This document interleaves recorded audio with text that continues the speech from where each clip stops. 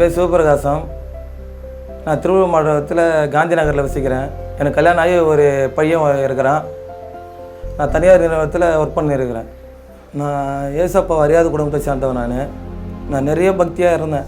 எனக்கு விவரம் தெரிஞ்சனால நான் திருப்பதி போயின்னுக்கிறேன்.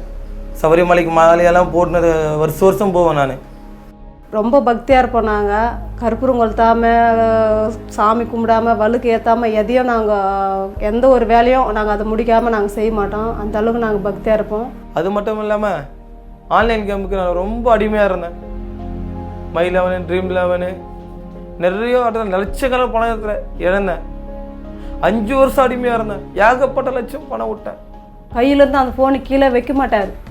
அப்படி எப்போச்சும் அவர்கிட்ட இருந்து நான் ஃபோன் வாங்கி நான் பேசணுன்னா கூட அந்த அளவுக்கு எங்களுக்குள்ள சண்டையும் ஒரு பெரிய பிரச்சனையும் அடி கூட வருவார். என்ன குடும்பம் நிம்மதியாக இருக்காது. ஏகப்பட்ட பிரச்சனை, வீட்டில் அழுவாங்க. ஒரு 20 வருஷத்துக்கு நான் சீரியலுக்கு அடிமையாக இருந்தேன். நான் எப்படின்னா காலையில் டிவி ஒரு 9 மணிக்கு வச்சுட்டேன்னா அதோடு நான் சாயந்தரம் 6 மணிக்கு தான் அந்த டிவியை நான் ஆஃப் பண்ணுவேன். இல்லை 6 மணிக்கு நியூஸ் போவோம். அந்த நியூஸ் போகிறதுல மறுபடியும் நான் என்ன செய்வேன், வீட்டில் சாப்பாடு சமையல் எல்லாம் கிடன்னு அந்த 1 ஹவர் எல்லாத்தையும் செஞ்சு முடிச்சுட்டு வீட்டெல்லாம் பெருக்கி பாய் போட்டு திரும்ப 7 மணிக்கு உட்காந்தேன்னா 11, 12 மணி வரைக்கும் நான் சீரியல் பார்ப்பேன். என் வீட்டுக்காரர் சாப்பாடு போட சொல்லி கூப்பிடுவார்.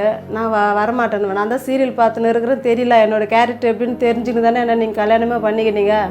அப்புறம் எதுக்கு சீரியல் பார்க்கும்போது நீங்கள் டிஸ்டர்ப் பண்ணுறீங்க, அது பாருங்க, நீங்கள் சாப்பாடு வேணும்னா போட்டு சாப்பிட்டு நீங்கள் படுங்க, என்னை டிஸ்டர்ப் பண்ணாதீங்க அப்படின்னு நான் சொல்லுவேன். இப்படி இருக்கும்போது 2021 வருஷத்தில் டிசம்பர் மாதம் நாங்கள் 2வது குழந்தை இல்லைன்னு நாங்கள் செக் பண்ண ஹாஸ்பிட்டலுக்கு போனோம். 2 பேர் செக் பண்ணால் எங்கள் வீட்டில் அவங்களுக்கு எந்த ஒரு பிரச்சனையும் இல்லை. அவங்களுக்கு எல்லாம் நல்லா நார்மலாக இருக்குது. எனக்கு மட்டும் ப்ளட்டில் கிருமி இருக்குதுன்னு சொன்னாங்க. ரத்தத்தில் ஹெச்பி வைரஸ் இருக்குது. உங்கள் ரத்தத்தில் கெட்ட கிருமி கலந்துருக்குது. அது குணப்படுத்த முடியாது. அது வைரஸ் லெவலில் பார்த்திங்கன்னா 98,998 இருக்குது. கிட்டத்தட்ட 1 லட்சம் கிட்ட இருக்குது. நீங்கள் லைஃப் லாங் மாத்திரை சாப்பிட்டாகணும். இது குணப்படுத்த முடியாது. வைரஸ் அவருக்கு இருக்கிறதுனால ஒவ்வொரு உறுப்பாக அது செயலறிஞ்சு போயிடும். லிவர் போயிடுன்ட்டாங்க. கிட்னி எல்லாமே அது செயலறிஞ்சு போயிடும். அவர் 4 மேலே படிக்க ஆகிடுவார். அவர் இனியும் அவ்வளோதான், இது நாங்களும் சரி பண்ண முடியாது அப்படின்னு டாக்டர்னு சொன்னாங்க. அந்த ரிப்போர்ட் நாங்கள் சாப்பிட கூட முடியல. 1000 புரண்டு 1000 இது சரி பண்ண முடியாதுன்னு சொல்லிட்டாங்களே 5 டாக்டரு. இன்னும் 1000 பெட்டில் பார்த்துட்டு என்னால் ஏற்றுக்கவும் முடியல, சாப்பிட முடியல. அவ்வளோதான் செத்துணும் அப்படின்லாம் மைண்டில் அப்படியே ஓடிச்சு. என்னால் இப்படி சொல்லிட்டாங்களே டாக்டர்ஸுன்ட்டு. சர்ச்சில் அங்கே ஒரு அம்மா சொன்னாங்க, இந்த மாதிரி சனி ஞாயிறில் மோகன் ஸ்லாரையஸ் ஜபிகளா வாங்க நிகழ்ச்சி போடுறாங்க பாருங்க. அவர் அந்த ஜபத்தில் வியாதி யாராருக்கு என்னென்ன வியாதியோ அந்த வியாதி மேலே கை வச்சு ஜெபம் பண்ணோம். ஜெபம் பண்ணால் எல்லா வியாதியும் சரியாயிடும்னு அவங்க சொன்னாங்க. நாங்களும் அதே கேட்டுன்னு வந்தோம். சனி ஞாயிறில் ஜபிகளா வாங்க பார்ப்போம். கண்டினியூவாக பார்க்க ஆரம்பித்தேன். அவர் ப்ரே பண்ணுவார். எனக்கு எல்லாம் ப்ரே பண்ண தெரியாது. பேசுவேன். இங்கே அந்த வியாதி இருக்கும், அங்கங்கே கை வச்சு ஜெபம் பண்ணுவான்னு சொல்லுவார். என் குடும்பத்தோடு 3 பேர் முட்டி போட்டு ஜெபம் பண்ணுவோம். ரத்தத்தில் கிருமி இருக்குது, எப்படி ஜெபம் பண்ணுறதுன்னு எங்களுக்கு குழப்பமாக இருக்கும். அப்போ தான் 3 பேர் தலைமையில வச்சு நாங்கள் 3 பேர் குடும்பத்தோடு உட்கார வச்சு ஜெபம் பண்ணுவோம். என்னுடைய ரத்தத்தை நீங்கள் சுத்தம் பண்ணுங்கப்பான்னு, உங்கள் ரத்தத்தால் கழுவுங்கப்பான்னு சொல்லி அழுவேன். ஜபிகளா வாங்க நிகழ்ச்சியை பார்த்ததுலேருந்து அவர் சொல்கிற ஒவ்வொரு வார்த்தையும் எங்களுக்கு அந்த வழியிலேருந்து எங்களுக்கு ஒரு மன ஆறுதலை கொடுத்தா மாதிரி இருந்தது. எங்களுக்கு வீட்டில் இருந்த ஒவ்வொரு பொருளும், ஏசப்பாவுக்கு பிடிக்காத ஒவ்வொரு பொருளும், எந்த ஒரு பொருள் இல்லாத அளவுக்கு நாங்கள் எடுத்து போய் குளத்தில் போட்டோம். இப்படி இருக்கும்போது 2022 ஏப்ரல் மாதம் இது 10ஆம் தேதி நாங்கள் ஜபிக்கலாம் வாங்க பார்த்துன்னு இருக்கிறோம். மோகலாசையை வாலிப பெண் பிள்ளைகளை ஜெபம் பண்ண சொன்னார். பண்ண சொல்ல நாங்களும் 3 பேரும் முட்டி போட்டு வலது கையை தூக்கி நாங்கள் 3 பேரும் ஜெபம் பண்ணோம். அழுது ஜெபம் பண்ணோம். ஆண்டவரே, வாலிப பிள்ளைகள்லாம் இதுமாரிலாம் நிறைய தவறான பழக்கத்தில் போயிடுறாங்க, ரொம்ப கஷ்டப்படுறாங்க. ஆண்டவரே, அவங்களெல்லாம் ரசிக்க பண்ணணும்னு சொல்லி ஜெபம் பண்ண, அழுது ஜெபம் பண்ண நாங்கள் 3 பேரும் பண்ண சொல்ல எனக்கு ஆண்டவர் அப்படியே தடவி விட்டார் உடம்பு. அப்படியே நான் உணர்ந்தேன். அப்படியே நான் உடம்பு கூட ஒரு புத்துணர்ச்சி எனக்கு வந்தது. எனக்கு மறுநாள் நான் ரிப்போர்ட் எடுக்க போனேன். செக் பண்ணோன்னே ரிசல்ட் வந்தது. ரிசல்ட் வந்தோடனே அதில் ஒன்றுமே இல்லை, 1 லட்சத்துக்கு இருந்த அந்த வைரஸு ஒன்றுமே இல்லாத அளவுக்கு ஏசப்பா எங்களுக்கு அந்த அற்புதத்தை கொடுத்தாரு. எப்படி சரியாச்சு, யார் சரி பண்ணது, எங்கே போனேன் அப்படின்னு அப்படியே மெர்சல் ஆகிட்டார் ஒரு டாக்டரு. அன்னையிலேருந்து என் உடம்புல இதுவரையும் ஒரு பிரச்சனையும் எனக்கு இல்லை. நான் நல்லா ஆக்டிவாக இருக்கிறேன், சந்தோஷமாக இருக்கிறேன். மாத்திரை கூட சொன்னார் டாக்டர், லைஃப் லாங் சொன்னார். ஒரே ஒரு மாதம் தான் போட்டேன். ஆண்டவர் அதுலேருந்து சுகம் கொடுத்துட்டார் எனக்கு. ஜெபிக்கலாம் வாங்க நிகழ்ச்சியை பார்த்து தேசத்துக்காக ஜெபிச்சதனால அந்த சீரியலுக்கு அடிமையாக இருந்து அந்த சீரியலை நான் எப்படி விட்டேன்னு எனக்கே தெரியல. இனி அந்த இனி டிவி வைக்கணுன்ற ஒரு எண்ணமும் எனக்கு இல்லை, சீரியல் பார்க்கணுன்ற அந்த ஒரு எண்ணமும் இல்லை. அந்த சீரியலுக்கு எவ்வளோ அடிமையாக இருந்தாலும் அந்த அளவுக்கு இப்போது ஏசப்பா எனக்கு அந்த சீரியல் பார்க்க ஞாபகம் இல்லாத அளவுக்கு எனக்கு அவ்வளோ ஒரு விடுதலை கொடுத்தாரு. இப்போ ஆண்டவர் மெங்கோல சாயா சொல்லுவார், தேசத்துக்காக ஜெபம் பண்ணுங்க, தேசத்துக்காக ஜெபம் பண்ணலாம், ஜெபம் பண்ணுங்கன்னு சொல்லுவார். அப்போ எனக்குன்னு ஜெபம் பண்ண மாட்டேன், எனக்குன்னு ஒரு 5 நிமிஷம் ஜெபம் பண்ணுவேன். தேசத்துக்காக ஜெபம் பண்ணுவேன், நாட்டுக்காக ஜெபம் பண்ணுவேன், சுற்றி கிராமத்துக்காக ஜெபம் பண்ணுவேன். ஜெபம் பண்ண சொல்ல எனக்கு என்ன அறியாமல் என் ட்ரீமில் ஒன்று நான் டெலீட் பண்ண வச்சார். என்ன அறியாமல் அந்த மயில எல்லாத்தையும் என்னை பார்க்குற படம் எல்லாம் பாட்டு எல்லாம் என்ன அறியாமல் டெலீட் பண்ண மொபைலில். மற்ற தெய்வத்தாண்ட இருக்கிறப்போ எந்த ஒரு சமாதானம் இருக்காது குடும்பத்தில், எங்களுக்குள்ள சண்டையாக தான் இருக்கும். ஒரே எது சொன்னாலும் அவரும் சண்டை போடுவார், நானும் சண்டை போடுவேன். குடும்பத்தில் ஒரு நிம்மதி இல்லாத, சமாதானம் இல்லாத அந்த ஒரு போராட்டமாக நாங்கள் சண்டைக்குள்ளவே வாழற மாதிரியே ஒரு வாழ்க்கையை நாங்கள் வாழ்ந்துன்னு இருந்தோம். ஏசப்பா குடும்பத்தில் வந்த பேர் எங்களுக்கு எந்த ஒரு பிரச்சனையும் இல்லை. அவரும் ஒன்று ஒன்றா விட்டு கொடுத்துருவார், நானும் ஒன்று விட்டு கொடுத்துருவேன். சமாதானமும் சந்தோஷமாக தான் இருக்குது. ஏசப்பாவுடைய அற்புதம் எங்களுக்கு மன நிறைவாக இருக்கிறதுனால எங்களுக்கு எந்த ஒரு பிரச்சனை இல்லாத அளவுக்கு மன சந்தோஷமாக திருப்தியாக இருக்கிறோம் நாங்கள்.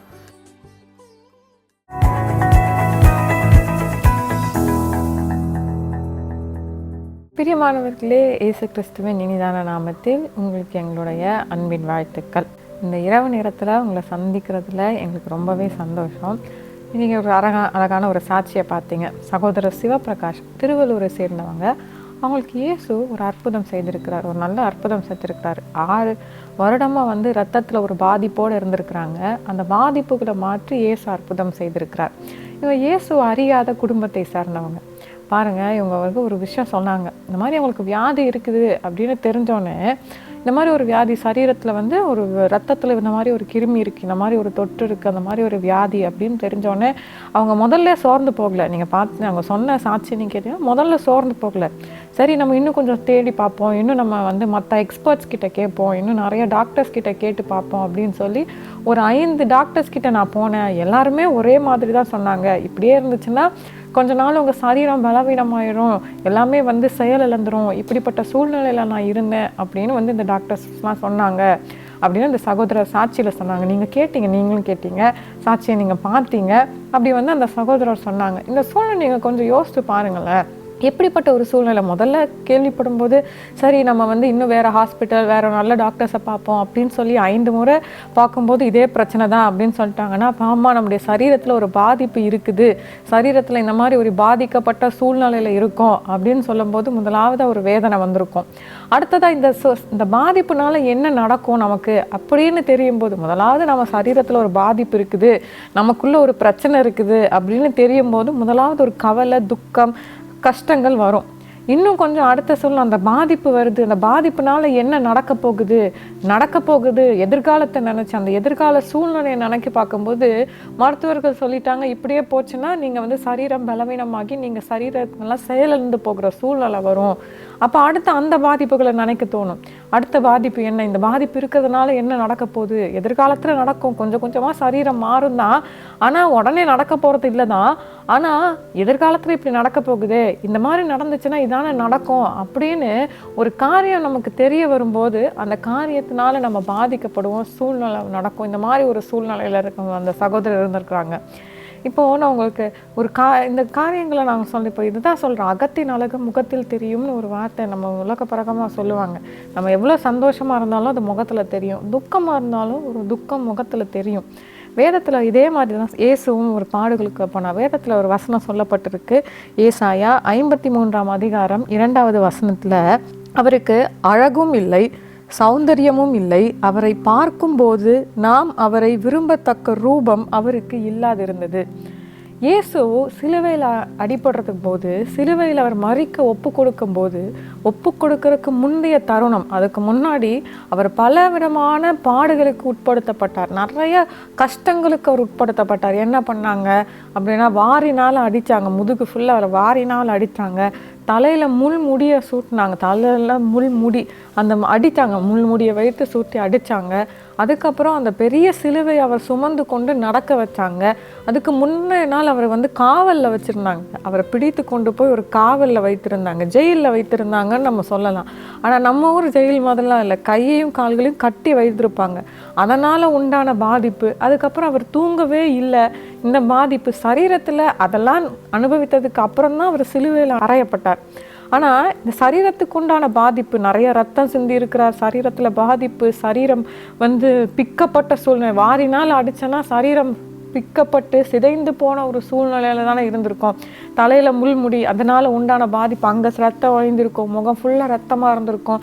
இதெல்லாம் சரீரத்தில் உண்டான பாதிப்பு.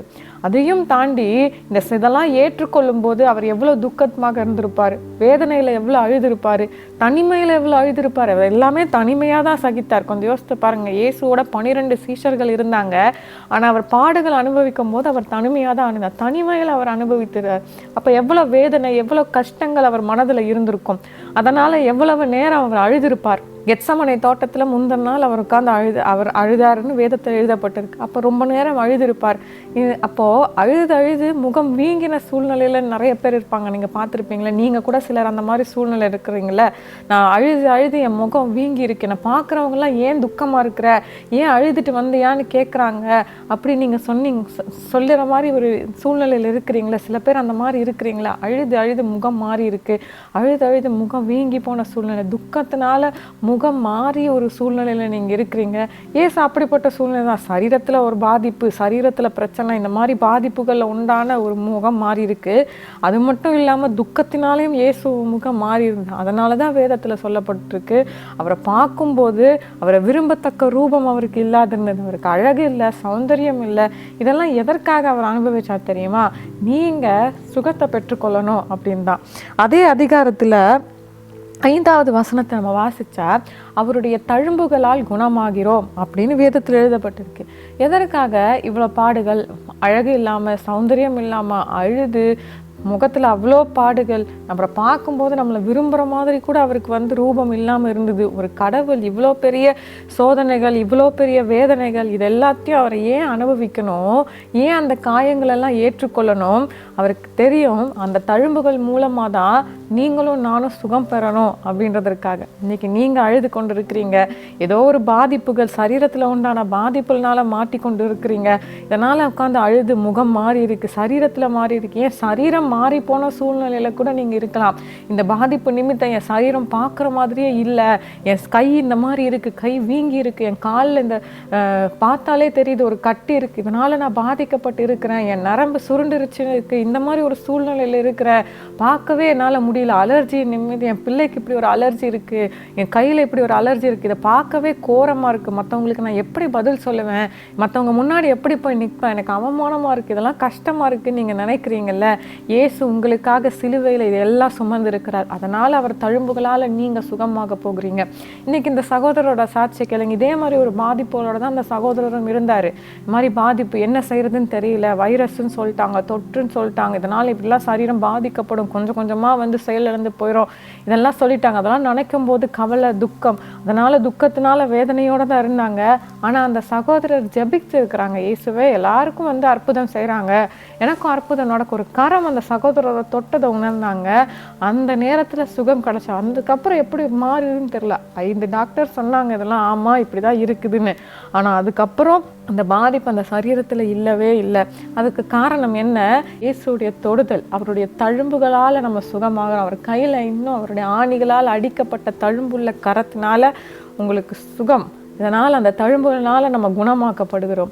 இன்னைக்கு நீங்கள் பாதிப்போடு இருக்கிறீங்க, ஏதோ ஒரு காரியம் உங்களை துக்கப்படுத்தி கொண்டு இருக்கு, அழுத்தி கொண்டு இருக்குது, அழுது நீங்கள் உங்கள் முகம் மாறி இருக்குது, இல்லை உங்கள் துக்கத்தினால உங்கள் முகம் மாதிரி இருக்குது, மற்றவங்கெல்லாம் சொல்கிறாங்க, இல்லை சரீரத்தில் அந்த பாதிப்புனால உங்கள் சரீரம் மாறி போயிருக்க, பார்க்கும்போது இயேசுவை மாதிரி விரும்பத்தக்க ரூபம் உங்களுக்கு இல்லாமல் இருக்கலாம். ஆனால் இயேசுடைய தழும்புகளை நீங்கள் விசுவாசிச்சிங்கன்னா, இயேசுடைய சிலுவை மரணத்தை நீங்கள் விசுவாசிச்சிங்கன்னா, இயேசு உங்களுக்காக தான் சிலுவை சுமந்து மரித்திருக்கிறான்றதை விசுவாசித்து இயேசுவே நீங்கள் கூப்பிடும்போது இயேசு அற்புதம் செய்வார். அந்த காரியம் எல்லாம் மாறும். அவருடைய தழும்புகளால் நீங்கள் குணமாவீங்க. இன்றைக்கி இந்த சகோதரருடைய சாட்சி பார்த்தோம். இதே மாதிரி இயேசு இன்னைக்கு உங்களுக்கு அற்புதம் செய்வார். நீங்கள் இருக்கிற இடங்களில் கண்களை மூடி இயேசுவை நோக்கி பாருங்கள். இயேசுவே, எனக்காக நீங்கள் அழகுகளை இழந்திருக்கிறீங்கப்பா. இந்த பிள்ளைகள் உங்கள் நோக்கி பார்க்குறாங்க. இயேசுன்ற பெயரை சொல்லி உங்கள் பிரச்சனையை இயேசுக்கிட்ட சொல்லுங்கள். இயேசுவே, இந்த பிள்ளைகளுக்காக நீங்கள் விரும்பத்தக்க ரூபமும் இல்லாத அளவுக்கு நீங்கள் உங்களை தாழ்த்துனீங்கப்பா. நீங்கள் சிலுவையில் அப்படிப்பட்ட மரணத்திற்கு நீங்கள் உங்களை ஒப்பு கொடுத்தீங்க ஆண்டவரே. அதை நாங்கள் விசுவாசிக்கிறோம். நீங்கள் தழும்புகளால் குணமாகிறீர்கள் நீங்கள் வாக்கு கொடுத்துருக்கிறீங்கப்பா. இயேசுவே, உங்களுடைய தழும்புகளை நான் விசுவாசிக்கிறேன் ஆண்டவர். அதனால் நீங்கள் சுகம் கொடுப்பீங்கன்ற விசுவாசிக்கிற ஆண்டவரே. இயேசுவே, இப்போ ஜெபிக்கிற ஒவ்வொரு பிள்ளைகள் மேலே ஆண்டவரே உம்முடைய கரம், அந்த தழும்புள்ள கரம் வைக்கப்படுவதாகப்பா. தழும்புகளால் சுகமானீர்கள்ன்ற வார்த்தையின்படி அப்பா, இந்த பிள்ளைகளுடைய சரீரத்தில் காணப்படுகிற எல்லா பாதிப்புகளும் விலகுவதாக. அலர்ஜி பிரச்சனைகள் இயேசுவின் நாமத்தினால மாறட்டும். சரீரத்தில் ஆண்டவரே பாதிப்புகள் எங்கெல்லாம் இருக்குதோ அந்த காரியங்கள் எல்லாம் மறையட்டும் ஆண்டவரே. வீக்கங்கள் மறையட்டும், வலிகள் மறையட்டும், கட்டிகள் மறையட்டும் அப்பா. அது மட்டும் இல்லை ஆண்டவரே, நரம்புகளில் பாதிப்பு, எலும்புகளில் பாதிப்பு, இதனால் ஆண்டவரே பாதிக்கப்பட்ட சூழ்நிலையில் இருக்கிறாங்கப்பா. இயேசுவின் நாமத்தினால் ஒரு அற்புதம் நடக்கட்டும். இயேசுவின் நாமத்தினால் ஒரு விடுதலை உண்டாகட்டப்பா. இப்பொழுதே சரீரத்தில் ஒரு மாற்றம் உண்டாகட்டும். முதுகு பகுதியில் ஒரு மாற்றம் உண்டாகட்டும் ஆண்டவரே. பாதிப்புகள் எல்லாம் நீங்கி புதுசாக மாற்றுகிறதற்காக ஸ்தோத்திரம் அப்பா. ஆண்டவரே, ரிப்போர்ட்ஸை வைத்துக்கொண்டு ரிப்போர்ட்ஸை பார்த்து கொண்டு என்னவாக முடியும்ன்ற ஆண்டவரே வேதனையோடு இருக்கிறாங்க. எதிர்காலத்தை குறித்த நிச்சயம் இல்லாம இருக்கிற பிள்ளைகளுக்காக நாங்க செபிக்கிறோம்ப்பா. இயேசுவின் நாமத்தினால இப்பொழுது சரீரத்துக்குள்ள ஒரு மாற்றம் உண்டாகட்டும். அந்த ரிப்போர்ட்ஸ்ல காணப்பட்ட காரியத்துல எல்லாவற்றிலும் ஒரு மாற்றம் உண்டாகட்டும்ப்பா. நீ சாதகமான முடிவு நீங்க அந்த பிள்ளைகளுக்கு உண்டு பண்ணுகிறதற்காக ஸ்தோத்திரம். அவங்களுடைய காலங்கள் உங்களுடைய கரத்துல இருக்கிறதுக்காக நன்றியப்பா. அவங்க பயப்படுகிறபடி ஒன்றும் சம்பவிக்காம இருக்க போறதற்காக நன்றி. எங்க ஜெபத்தை நீர் கேட்டதற்காக ஸ்தோத்திரம். இயேசுவின் நாமத்தினாலே ஆமேன். நம்ம ஜெபிச்சிருக்கிறோம். இயேசு அற்புதம் செய்திருக்கிறாரு. விசுவாசிங்க, இயேசு அற்புதம் செய்வார். ஆமீன். For further details and prayer support, contact Jesus Redeems Ministries, Nalumavudi, Thoothukudi District, 628-211. Our phone number 04639 353535. info@jesusredeems.org. Our website www.jesusredeems.com. God bless you.